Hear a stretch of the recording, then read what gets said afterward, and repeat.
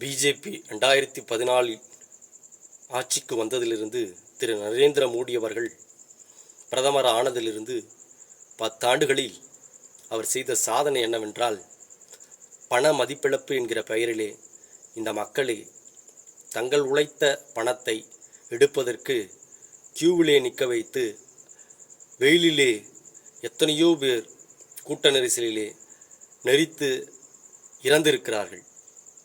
மேலும் கருப்பு பணத்தை எல்லாம் மீட்டு கொண்டு வந்து ஒவ்வொருவருடைய வங்கி கணக்கிலும் 15 லட்சம் ரூபாய் போடுகிறேன் என்று சொன்னார். அதுவும் புருடா பொய்யே. ஆண்டுக்கு 2 கோடி இளைஞர்களுக்கு வேலைவாய்ப்பை உருவாக்குவேன் என்று சொன்னார். அதுவும் பச்சை பொய். தொடர்ச்சியாக விவசாயிகளுக்கு எதிரான சட்டத்தை கொண்டு வந்து அந்த சட்டத்திற்கு எதிராக நாடு தழுவிய அளவில் விவசாயிகள் டெல்லியை நோக்கி போராட்டங்களை மேற்கொண்டார்கள். அந்த போராட்டத்திலே காவல்துறையின் அடக்குமுறைக்கு உள்ளாகி எத்தனையோ விவசாயிகள் மாண்டு போனார்கள். மேலும் இஸ்லாமியர் விரோத சட்டங்களை கொண்டு வந்து வக்ஃப் திருத்தச் சட்டம் என்கிற பெயரிலே இஸ்லாமியர்களுடைய உரிமையை பறிக்கக்கூடிய வகையிலே சட்டங்களை கொண்டு வந்தது. சிஏஏ, என்ஆர்சி, என்பிஆர் போன்ற இஸ்லாமியர் வெறுப்பு, இலங்கை தமிழர்களுக்கு குடியுரிமை வழங்கக்கூடாது என்கிற வகையிலே கொண்டு வரப்படக்கூடிய சட்டத்தை கொண்டு வந்து இந்த மக்களை நாடற்றவர்களாக மாற்றக்கூடிய வகையிலே ஒரு சட்டத்தை கொண்டு வந்தது. ஜம்மு காஷ்மீரினுடைய 370 சிறப்பு உரிமையை பறித்தது. பாபர் மசூதியை இடித்து அந்த இடத்திலே நாங்கள் ராமர் கோயிலை கட்டுவோம் என்று சொல்லி ஒரு கலவர பூமியாக உத்தரப்பிரதேசத்தை மாற்றி தற்போது ராமர் கோயிலை கட்டியது. தொடர்ச்சியாக தமிழக மீனவர்கள் இலங்கை கடற்படையினரால் தாக்குதலுக்கு உள்ளாகி சிறைப்படுத்தப்பட்டு சுட்டுக் கொல்லப்பட்டு எத்தனையோ தமிழர்கள் மாண்டு போனார்கள். ஆனால் ஒரு தமிழர்களை கூட பேசி காப்பாற்றக்கூடிய எந்த நிகழ்வுகளையும் நம்மால் பார்க்க முடியவில்லை. அதன் பிறகு மணிப்பூர் கலவரத்தை ஏற்படுத்தி அதிலே பல்வேறு பழங்குடியின மக்கள் அடித்தே கொல்லப்பட்டார்கள். ஆனால் அந்த பாதிக்கப்பட்ட மக்களை கூட பார்க்காமல் திரு மோடி அவர்கள் உலகம் சுற்றி கொண்டிருந்தார். அது குறித்து நாடாளுமன்றத்தில் எதிர்க்கட்சியினர் கேள்வி எழுப்பிய போது கொத்து குத்தாக 147 எம்பிக்களை இடைநீக்கம் செய்தார்கள் இந்த பிஜேபி ஆட்சி, இந்த பிஜேபி அரசு, மோடி அரசு.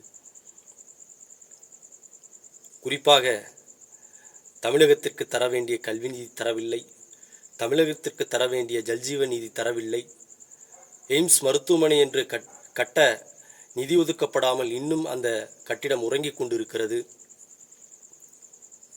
கொரோனா காலகட்டத்தில் வடமாநிலத்தவர்கள் தமிழகத்திற்கும் தென் மாநிலத்தில் பணியாற்ற வந்து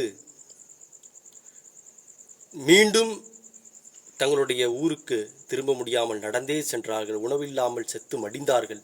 இது எல்லாம் நம்முடைய பிஜேபி மோடி அரசினுடைய சாதனைகளாக இருக்கிறது.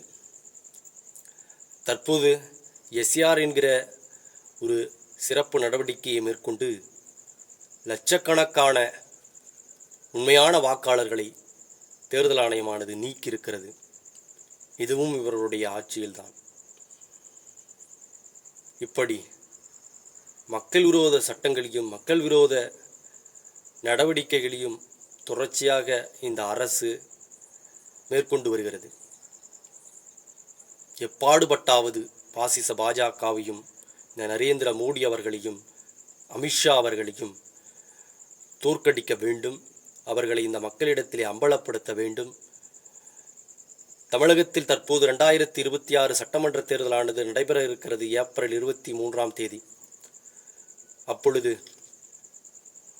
இவர்கள் கூட்டணி கட்சியாக வருவார்கள் உங்கள் வீட்டுக்கு ஓட்டு கேட்டு.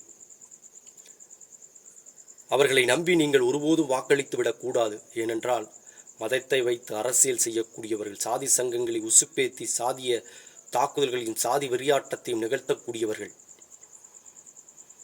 தொடர்ச்சியாக சிறுபான்மை என்று சொல்லப்படக்கூடிய இஸ்லாமியர்கள் மீதும் கிறிஸ்துவர்கள் மீதும் அப்பட்டமான வெறுப்பு அரசியலை விதைக்கக்கூடிய ஒரு நாசகார கும்பல். இவர்களுக்கு வாக்களித்தால் தமிழக உரிமைகளும் மொழி உரிமைகளும் கல்வி உரிமைகளும் மாநில சுயாட்சியும் பறிக்கப்படும். தமிழகமும் நாளை உத்தரப்பிரதேசமாக மாறுவதற்கு, பீகாராக மாறுவதற்கு, குஜராத்தாக மாறுவதற்கு எவ்வளவு காலம் ஆகிவிடும். எனவே தமிழக மக்களாகிய நீங்கள் இதையெல்லாம் கருத்தில் கொண்டு மதசார்பற்ற முற்போக்கு கூட்டணி, இந்தியா கூட்டணி, திமுக, இடதுசாரிகள், விசிக, காங்கிரஸ் இந்த கூட்டணியை பெருவாரியாக ஆதரித்து அனைத்து கூட்டணி கட்சிகளையும் வாக்களித்து வெற்றி பெறச் செய்ய வேண்டும் என்று உங்களை பணிவோடு கேட்டுக்கொள்கிறேன்.